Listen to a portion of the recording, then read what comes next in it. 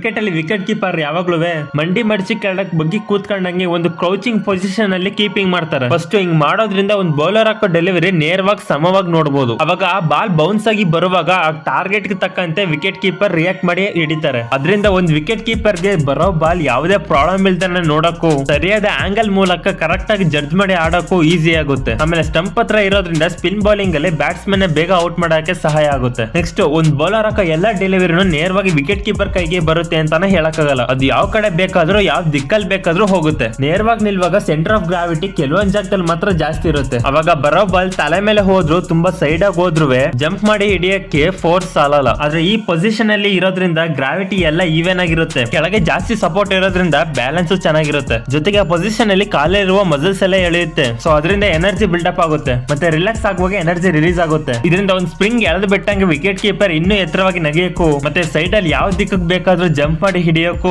ಬೇಕಾಗೋ extra power ಸಿಗುತ್ತೆ. ಹಿಂಗ್ ಮಾಡೋದ್ರಿಂದ ಬ್ಯಾಟಿಂಗ್ ಟೀಮ್ ಗೆ ಬೇಡದೇ ಎಕ್ಸ್ಟ್ರಾ ರನ್ಸ್ ನ ಕೊಡೋದು ತಡೆಯಬಹುದು.